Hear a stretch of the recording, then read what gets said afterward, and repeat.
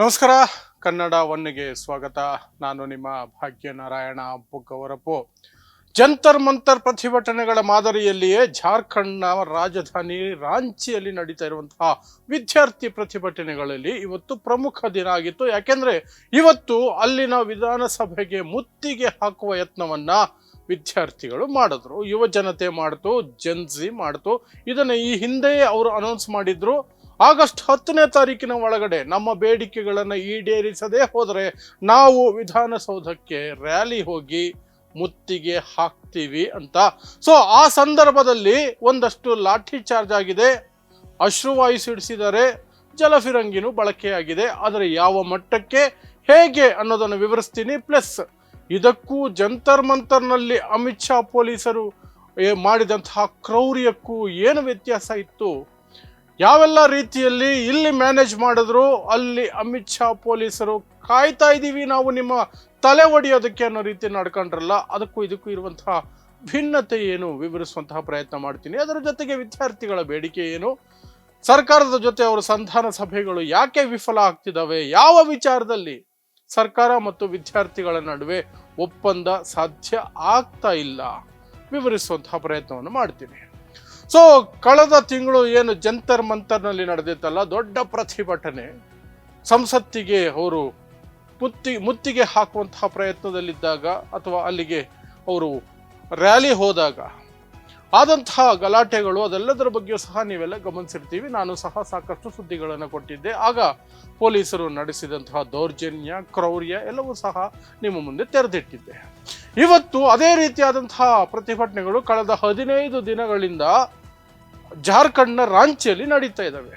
ರಾಂಚಿ ಜಾರ್ಖಂಡ್ ರಾಜ್ಯದ ರಾಜಧಾನಿ. ಅಲ್ಲಿ ನಡೀತಾ ಇರುವಂತಹ ಪ್ರತಿಭಟನೆಗಳು ಏನಕ್ಕೆ ಅಂತಂದ್ರೆ, ಅಲ್ಲಿರುವಂತಹ Jharkhand public service commission JPSC ಮತ್ತು ಅದು ನಡೆಸುವಂತಹ ಸಾಕಷ್ಟು ಪರೀಕ್ಷೆಗಳಲ್ಲಿ ಒಂದು ಪೇಪರ್ ಲೀಕ್ ಆಗ್ತಿದೆ, ಇನ್ನೊಂದು ನೇಮಕಾತಿಯಲ್ಲಿ ಅಕ್ರಮ ನಡೀತಾ ಇದೆ, ಲಂಚ ತಗೊಂಡು ಉದ್ಯೋಗಗಳನ್ನು ಮಾರ್ಕೊಳ್ತಿದೆ ಅಲ್ಲಿನ JMM ಮತ್ತು ಕಾಂಗ್ರೆಸ್ ಮೈತ್ರಿ ಸರ್ಕಾರ ಅನ್ನೋದು ಆ ವಿದ್ಯಾರ್ಥಿಗಳ ಆರೋಪ. ಸೊ ಅದನ್ನ ಮುಂದಿಟ್ಕೊಂಡು ಪ್ರತಿಭಟನೆಗಳನ್ನ ಜೆನ್ಸಿ ಪ್ರತಿಭಟನೆಗಳು ಅಂತಲೇ ಕರಿಬೇಕು. ಇದನ್ನ ವಿದ್ಯಾರ್ಥಿಗಳು ದೊಡ್ಡ ಮಟ್ಟದಲ್ಲಿ ಮತ್ತು ಉದ್ಯೋಗಾಕಾಂಕ್ಷಿಗಳು ದೊಡ್ಡ ಮಟ್ಟದಲ್ಲಿ ಅಲ್ಲಿ ಸೇರಿ ಪ್ರತಿಭಟನೆಗಳನ್ನ ಮಾಡ್ತಿದ್ದಾರೆ ಕಳೆದ 15 ದಿನಗಳಲ್ಲಿ.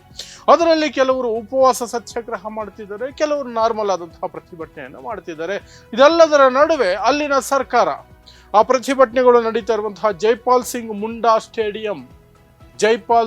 ಸ್ಟೇಡಿಯಂಗೆ ತನ್ನ ಪ್ರತಿನಿಧಿಗಳನ್ನ ಕಳಿಸಿ ಉಪವಾಸ ವಾಪಸ್ ತಗೊಳ್ಳಿ, ಪ್ರತಿಭಟನೆ ವಾಪಸ್ ತಗೊಳ್ಳಿ, ನಾವು ನಿಮ್ಮ ಜೊತೆ ಕೂತ್ಕೊಂಡು ಮಾತಾಡಿ ಸಮಸ್ಯೆಗೆ ಪರಿಹಾರ ಹುಡುಕೋಣ ಅಂತ ಸರ್ಕಾರದ ಕಡೆಯಿಂದ 3ನೇ ದಿನನೇ ಪ್ರತಿಭಟನೆಗಳು ಆರಂಭ ಆದ 3ನೇ ದಿನನೇ ಪ್ರಯತ್ನಗಳು ನಡೀತು.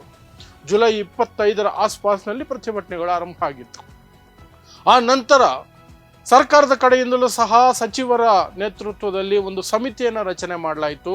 ಪ್ರತಿಭಟನಾಕಾರರು ಅಥವಾ ವಿದ್ಯಾರ್ಥಿ ನಾಯಕರಲ್ಲಿಯೂ ಸಹ ನಿಮ್ಮಲ್ಲಿ ಒಂದು ಸಮಿತಿ ಮಾಡಿ ಮಾತುಕತೆಗೆ ಬನ್ನಿ ಅಂತ ಕರೆದಿದ್ದು ಆಯಿತು. ಅದು ಸಾಕಷ್ಟು ಬಾರಿ ಭೇಟಿ ಮಾಡಿ ಒಬ್ರಿಗೊಬ್ರು ಸಂಧಾನ ಮಾಡಿಕೊಳ್ಳುವ ಅಥವಾ ಮಾತುಕತೆ ನಡೆಸುವ ಪ್ರಯತ್ನಗಳು ದೊಡ್ಡ ಮಟ್ಟದಲ್ಲಾಯಿತು. ಕೆಲವು ವಿಚಾರಗಳಲ್ಲಿ ಸರ್ಕಾರ ಒಪ್ಪಿಗೆಯನ್ನು ಸೂಚಿಸಿತು, ಕೆಲವು ವಿಚಾರಗಳಲ್ಲಿ ಒಪ್ಪಿಗೆಯನ್ನು ಸೂಚಿಸಿಲ್ಲ. ಹಾಗಾಗಿ ಈ ಹಿಂದೆಯೇ ಘೋಷಣೆ ಮಾಡಿದ್ದಂತಹ ರೀತಿಯಲ್ಲಿ ಆಗಸ್ಟ್ 10ನೇ ತಾರೀಕು ಹೇಮಂತ್ ಸೊರೇನ್, ಅಲ್ಲಿನ ಮುಖ್ಯಮಂತ್ರಿ ಹೇಮಂತ್ ಸೊರೇನ್ ಅವರ ಜನ್ಮದಿನದ ದಿನ ನಾವು ವಿಧಾನಸೌಧಕ್ಕೆ ಅಥವಾ ವಿಧಾನಸಭೆಗೆ ಮುತ್ತಿಗೆ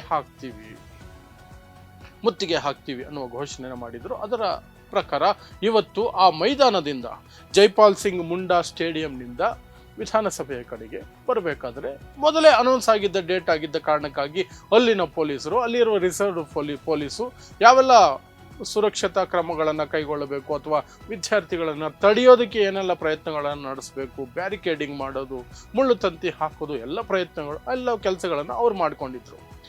ಬಟ್ ವಿಧಾನಸಭೆಯ 200 ಮೀಟರ್ ಹತ್ತಿರಕ್ಕೆ ಬರುವವರೆಗೆ ಯಾವುದೇ ರೀತಿಯಾಗಿ ದೊಡ್ಡ ಮಟ್ಟದಲ್ಲಿ ಗಂಭೀರವಾಗಿ ವಿದ್ಯಾರ್ಥಿಗಳನ್ನು ತಡೆಯುವ ರೀತಿಯಲ್ಲಿ ಯಾವ ಬ್ಯಾರಿಕೇಡಿಂಗು ಮಾಡಲಿಲ್ಲ. ಜಸ್ಟ್ ಬ್ಯಾರಿಕೇಡ್ಗಳನ್ನು ಅಡ್ಡ ಇಟ್ಟಿದ್ರು. ಪೊಲೀಸರು ಅದನ್ನ ವಿದ್ಯಾರ್ಥಿಗಳು ಇವತ್ತು ತೆಗೆದು ಪಕ್ಕಕ್ಕೆ ಸರಿಸಿ ಮುಂದಕ್ಕೆ ಹೋಗ್ತಿರ್ಬೇಕಾದ್ರೆ ಪೊಲೀಸರು ಅವರನ್ನು ತಡೆಯುವಂತಹ ದೊಡ್ಡ ಪ್ರಯತ್ನವನ್ನು ಮಾಡಲಿಲ್ಲ. ಅವರಿಗೆ ವಿಧಾನಸಭೆಯ ಹತ್ತಿರಕ್ಕೆ ಬರುವವರಿಗೆ ಕೂಡ ಎಲ್ಲ ಅವಕಾಶಗಳನ್ನು ಮಾಡಿಕೊಟ್ರು. ಎಲ್ಲ ಅವಕಾಶಗಳನ್ನು ಮಾಡಿಕೊಟ್ರು. ಅಲ್ಲಿಯವರೆಗೆ ಪೊಲೀಸರು ವಿದ್ಯಾರ್ಥಿಗಳ ಮೇಲೆ, ಯುವ ಜನತೆಯ ಮೇಲೆ, ಜೆನ್ಸಿಯ ಮೇಲೆ ಯಾವ ತಡೆಯನ್ನು ಒಡ್ಲಿಲ್ಲ, ಅವ್ರಿಗೆ ಸಹಕರಿಸ್ಕೊಂಡೇ ಬಂದರು. ಅದೇ ರೀತಿ ವಿದ್ಯಾರ್ಥಿ ನಾಯಕರು ಸಹ ಘೋಷಣೆ ಮತ್ತು ಅವರು ಹೇಳಿಕೆಗಳನ್ನು ಕೊಟ್ಕೊಂಡು ಬರ್ತಾ ಇದ್ದಿದ್ದು, ನಾವು ಯಾವುದೇ ಕಾರಣಕ್ಕೂ ಹಿಂಸಾ ರೂಪಕ್ಕೆ ತಿರುಗೋದಿಲ್ಲ, ಪೊಲೀಸರು ಎಲ್ಲಿಯವರೆಗೆ ಬಿಡ್ತಾರೋ ಅಲ್ಲಿಯವರೆಗೆ ಹೋಗ್ತೀವಿ, ಎಲ್ಲಿ ತಡೀತಾರೋ ಅಲ್ಲೇ ಕೂತ್ಕೊಂಡು ಧರಣಿಯನ್ನು ಮುಂದುವರಿಸ್ತೀವಿ, ಅಲ್ಲೇ ಉಪವಾಸವನ್ನು ಮುಂದುವರಿಸ್ತೀವಿ, ಸರ್ಕಾರ ನಮ್ಮ ಬೇಡಿಕೆಗಳನ್ನು ಒಪ್ಪುವವರೆಗೆ ನಾವು ಅಲ್ಲಿಂದ ಕದಲಲ್ಲ ಅಂತ ಖಡಕ್ ಎಚ್ಚರಿಕೆಯನ್ನು ಅಲ್ಲಿನ ಹೇಮಂತ್ ಸೊರೇನ್ ಅವರ ಸರ್ಕಾರಕ್ಕೆ ಕೊಟ್ಟಿದ್ರು. ಸೊ ಇವತ್ತು 4 ಭಾಗಗಳಲ್ಲಿ ಬ್ಯಾರಿಕೇಡ್ಗಳನ್ನು ಮಾಡಿದರು, 4 ಹಂತಗಳಲ್ಲಿ. 3 ಕಿಲೋಮೀಟರ್ ದೂರದಲ್ಲೊಂದು, 2 ಕಿಲೋಮೀಟರ್ ದೂರದಲ್ಲೊಂದು, 1 ಕಿಲೋಮೀಟರ್ ದೂರದಲ್ಲೊಂದು, ಮತ್ತು ವಿಧಾನಸಭೆಯಿಂದ ಒಂದು 200-300 ಮೀಟರ್. ಅದು ಫೈನಲ್ ತಡೆಗೋಡೆಯ ರೀತಿಯಲ್ಲಿ ಅದನ್ನು ಮಾತ್ರ ಭದ್ರವಾಗಿ ಹಾಕಿದ್ರು. ಯಾರು ಅದನ್ನು ದಾಟ್ಕೊಂಡು ಹೋಗೋದು ಅಷ್ಟು ಸುಲಭ ಅಲ್ಲ ಅನ್ನೋ ರೀತಿಯಲ್ಲಿ ಹಾಕಿದ್ರು. ಸೊ ಈ 4 ಜಾಗಗಳೆಲ್ಲ ಹಾಕಿದ್ರಲ್ಲಿ 3 ಡಮ್ಮಿ ಬ್ಯಾರಿಕೇಡ್ಗಳು, ಅಂದರೆ ಡಮ್ಮಿ, ಸುಮ್ಮನೆ ಒಂದು ಪ್ರಯತ್ನ, ಅಥವಾ ಹಾಕಿದ್ದೀವಿ ಅಂದರೆ ಹಾಕಿದ್ದೀವಿ ಅಷ್ಟೇ, ಯಾರನ್ನೂ ಗಂಭೀರವಾಗಿ ತಡೀಲಿಲ್ಲ. ಬಟ್ ಯಾವಾಗ ಆ ವಿದ್ಯಾರ್ಥಿಗಳ ಸಮೂಹ ಜೆನ್ಸಿ ವಿಧಾನಸಭೆಯ ಹತ್ತಿರಕ್ಕೆ ಬಂತೋ ಅಲ್ಲಿ ಒಂದಷ್ಟು ಘರ್ಷಣೆಗಳು ಶುರುವಾಯಿತು. ಅಲ್ಲಿ ಮೊದಲ ಬಾರಿಗೆ, ಅಂದರೆ ಮೊದಲ ಸಾಲಿನಲ್ಲಿ ಕಂಡು ಬಂದಿದ್ದು ಎಬಿವಿಪಿ ಕಾರ್ಯಕರ್ತರು ಹೆಚ್ಚಿನ ಭಾಗದಲ್ಲಿದ್ದರು, ಬಿಜೆಪಿ ಕಾರ್ಯಕರ್ತರು ಹೆಚ್ಚಿನ ಭಾಗದಲ್ಲಿದ್ದರು.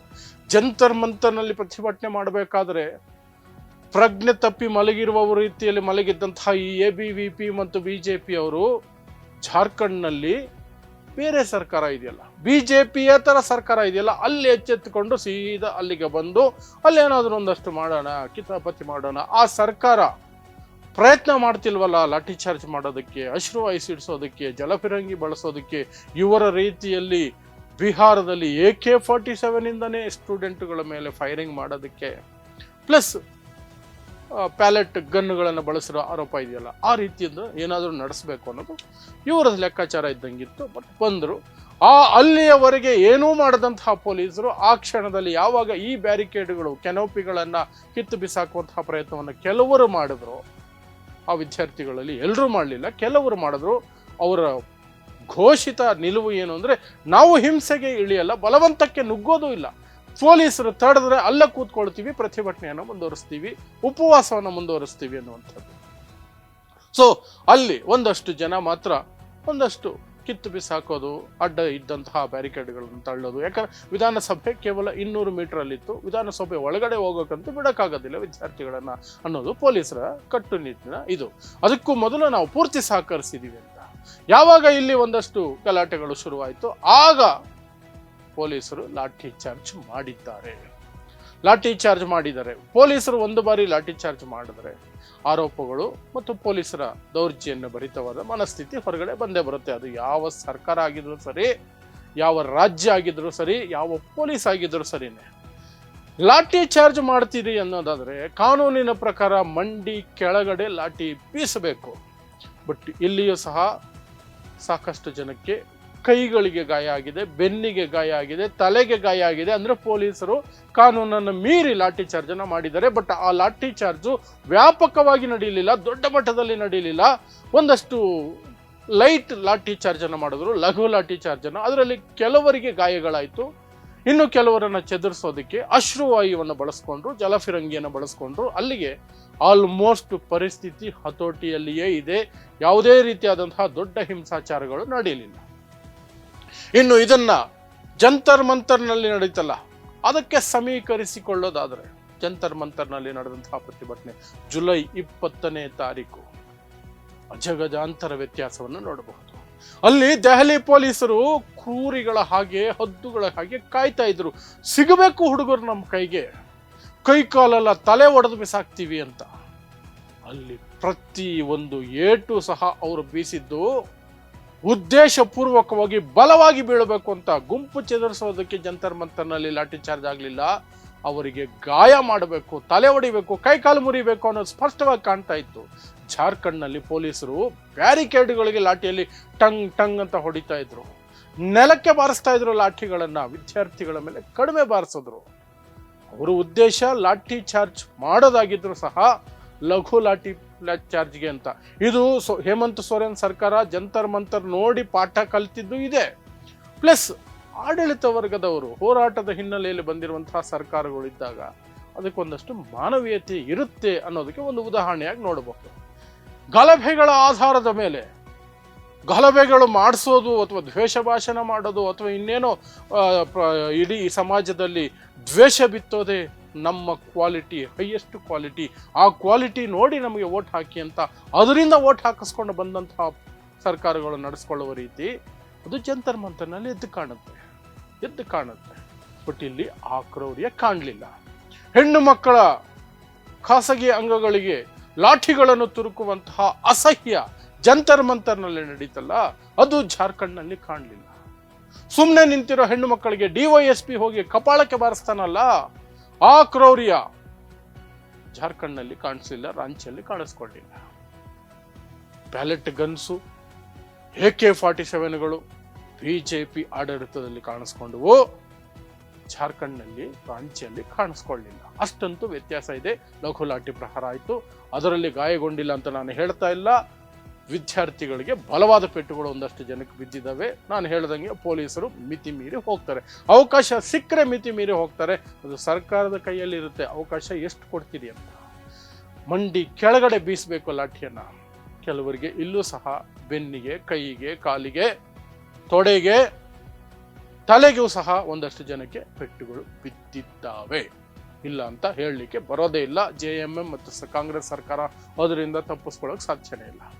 ಇನ್ನು ಇಷ್ಟೆಲ್ಲ 15 ದಿನಗಳಿಂದ ಜಂತರ್ ಮಂತರ್ ಪ್ರತಿಭಟನೆ ನೋಡಿದ ನಂತರವೂ ಸಹ 15 ದಿನಗಳಿಂದ ಇಲ್ಲಿ ರಾಂಚಿಯಲ್ಲಿ ವಿದ್ಯಾರ್ಥಿಗಳು ಉಪವಾಸ, ಸತ್ಯಾಗ್ರಹ, ಚಳುವಳಿ ಎಲ್ಲ ನಡೆಸ್ತಾ ಇದ್ರು. ಯಾಕೆ ಅದನ್ನ ಸಾಲ್ವ್ ಮಾಡೋಕ್ಕಾಗಿಲ್ಲ JMM ಮತ್ತು ಕಾಂಗ್ರೆಸ್ ಮೈತ್ರಿ ಸರ್ಕಾರಕ್ಕೆ, ಹೇಮಂತ್ ಸೊರೇನ್ ಸರ್ಕಾರಕ್ಕೆ? ಅಂದ್ರೆ ಆ ವಿದ್ಯಾರ್ಥಿಗಳು ಇಟ್ಟಿರುವಂತಹ ಕೆಲವು ಬೇಡಿಕೆಗಳ ಬಗ್ಗೆ ರಾಜ್ಯ ಸರ್ಕಾರಕ್ಕೆ ಅಸಮಾಧಾನ ಇದೆ ಅಥವಾ ಅವರಿಗೆ ಒಪ್ಪಿಗೆ ಇಲ್ಲ.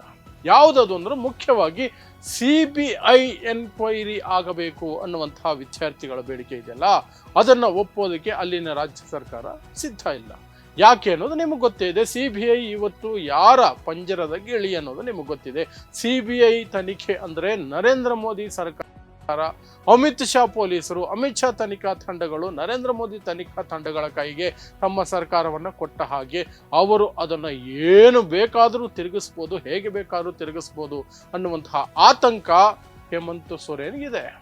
ಆ ಕಾರಣಕ್ಕೆ CBI ವಿಚಾರವನ್ನ ಬಿಟ್ಟು ನಾವು SIT ಮಾಡ್ತೀವಿ, ನಿವೃತ್ತ ನ್ಯಾಯಾಧೀಶರನ್ನು ಇಟ್ಕೊಂಡು ನಾವು ಸಮಿತಿಯನ್ನು ಮಾಡ್ತೀವಿ, ತನಿಖೆ ಆಗತ್ತೆ, ನ್ಯಾಯಾಂಗ ಸಮಿತಿಯನ್ನು ಮಾಡಿ ಅದರ ಜೊತೆಗೆ COD CID ತನಿಖೆಗಳನ್ನು ಮಾಡ್ತೀವಿ ಅಂದರು. UPSCಯ ಮುಖ್ಯ ಅಧಿಕಾರಿಗಳನ್ನೆಲ್ಲ ಬಂಧಿಸಿದ್ದಾರೆ. ಎಲ್ಲವನ್ನೂ ಮಾಡ್ತಾ ಇದ್ದೀವಿ, CBI ಮಾತ್ರ ಮಾಡಬೇಡಿ, ಅವರು ಕೇಂದ್ರ ಸರ್ಕಾರ ಈ ರಾಜ್ಯ ಸರ್ಕಾರವನ್ನು ಕೆಡವುವಂತಹ ಮನಸ್ಥಿತಿಯ ಸರ್ಕಾರ, ಹಾಗಾಗಿ ನಾವು CBIಗೆ ಕೊಡಲ್ಲ ಅನ್ನುವಂಥದ್ದು ಅಲ್ಲಿನ ರಾಜ್ಯ ಸರ್ಕಾರದ ಒಂದು ಅವರ ವಿಶ್ಲೇಷಣೆ. ಬಟ್ ವಿದ್ಯಾರ್ಥಿಗಳು ಹೇಳ್ತಾ ಇರೋದು CBI ಎನ್ಕ್ವೈರಿನೇ ಆಗಬೇಕು, ಅದರಿಂದ ನಾವು 1 ಇಂಚು ಹಿಂದೆ ಸರಿಯೋದಿಲ್ಲ ಅಂತ. ಅದಕ್ಕೆ ಇವತ್ತು ಆ ಪ್ರತಿಭಟನೆಗಳಾಗಿತ್ತು. ಇಲ್ಲದೆ ಹೋಗಿದ್ರೆ ಇವತ್ತು ವಿಧಾನಸಭೆಗೆ ಮುತ್ತಿಗೆ ಹಾಕುವ ಕಾರ್ಯಕ್ರಮ ರದ್ದಾಗ್ತಾ ಇತ್ತು.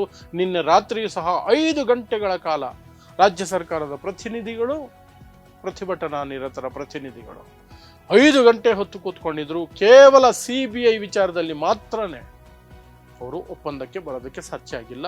ಆ ಒಂದು ಕಾರಣಕ್ಕೇನೆ ಈ ಪ್ರತಿಭಟನೆಗಳು ನಿಲ್ತಾ ಇಲ್ಲ.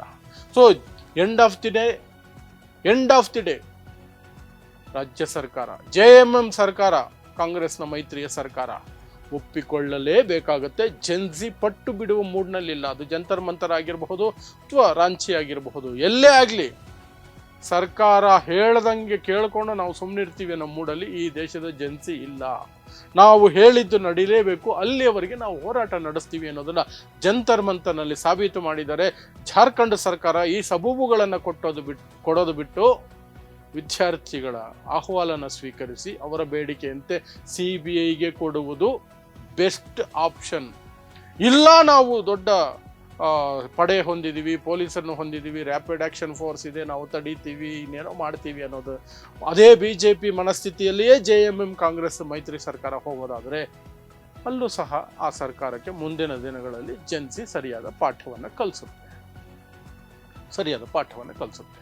ಸೊ ಎನಿಹೌ, ಇವತ್ತು ಪ್ರತಿಭಟನೆಗಳು ಜೋರಾಯಿತು. ಯಾಕಂದರೆ ವಿಧಾನಸಭೆ ಮುತ್ತಿಗೆ ಕಾರ್ಯಕ್ರಮ ಇತ್ತು. ಅದನ್ನು ತಡೆಯುವಂತಹ ಪ್ರಯತ್ನವನ್ನು ವಿಧಾನಸಭೆಯ ಹತ್ತಿರಕ್ಕೆ ಬರುವವರೆಗೆ ಪೊಲೀಸರು ಗಂಭೀರವಾಗಿ ಮಾಡಲಿಲ್ಲ. ಅಲ್ಲಿಗೆ ಬಂದ ಮೇಲೆ ಕೆಲವರು ಒಂದಷ್ಟು ಗಲಾಟೆ ಮಾಡಿದ ಕಾರಣಕ್ಕಾಗಿ ಒಂದಷ್ಟು ಲಾಠಿ ಚಾರ್ಜ್ ಆಗಿದೆ. ಲಾಠಿ ಚಾರ್ಜ್ ವಿಡಿಯೋಗಳಲ್ಲಿ ಸ್ಪಷ್ಟವಾಗಿ ಕಾಣ್ತಾ ಇದೆ. ಅವರು ಗಂಭೀರವಾಗಿ ಹೊಡೆಯುವ ಪ್ರಯತ್ನವನ್ನು ಮಾಡಿಲ್ಲ, ಗುಂಪು ಚೆದುರಿಸುವಂತಹ ಪ್ರಯತ್ನವನ್ನು ಮಾಡಿದ್ದಾರೆ. ಇದು ಜಂತರ್ ಮಂತರ್ ಅಲ್ಲಿ ನಡೆದಂತಹ ಪ್ರತಿಭಟನೆಗಳಿಗೆ ಭಿನ್ನತೆಯನ್ನು ಎತ್ತಿ ತೋರಿಸುತ್ತೆ. ಸೊ ಇದಿಷ್ಟು ರಾಂಚಿಯಲ್ಲಿ ಇವತ್ತಾಗಿರುವಂತಹ ಬೆಳವಣಿಗೆ. ರಾಜ್ಯ ಸರ್ಕಾರ ಹೇಗೆ ಇದನ್ನು ಹ್ಯಾಂಡಲ್ ಮಾಡುತ್ತೆ, ಸಿಬಿಐ ಎನ್ಕ್ವೈರಿ ಕೊಟ್ಟು ಪ್ರತಿಭಟನೆಗಳನ್ನು ವಾಪಸ್ ತಗೊಳ್ಳೋಂಗೆ ಮಾಡ್ತಾರಾ, ಅಥವಾ ರಾಜ್ಯ ಸರ್ಕಾರ ಅಲ್ಲಿಯೂ ಸಹ ಜನಿಸಿ ಎದುರಿಗೆ ನಾವು ಬಗ್ಗೋದಿಲ್ಲ ಅಂತ ಹೇಗೆ ಆರಂಭದಲ್ಲಿ ನರೇಂದ್ರ ಮೋದಿ ಮತ್ತು ಅಮಿತ್ ಶಾ ಕೂತು ಕೊನೆಗೆ ಮಂಡಿಯೂರಬೇಕಾಯಿತು, ಅದೇ ರೀತಿ ಹೇಮಂತ್ ಸೊರೇನ್ ಪಟ್ಟು ಹಿಡಿದು ಕೂತ್ಕೊಂಡು ಮುಂದಕ್ಕೆ ಮಂಡಿಯೂರುವಂತಹ ಪರಿಸ್ಥಿತಿ ಬರುತ್ತಾ, ಕಾದು ನೋಡಬೇಕಾಗಿದೆ. ಸೊ ನೋಡ್ತಾ ಇರಿ ಸಮಾಜಕ್ಕಾಗಿ ಕನ್ನಡ 1 ನ್ಯೂಸ್. ನಮಸ್ಕಾರ.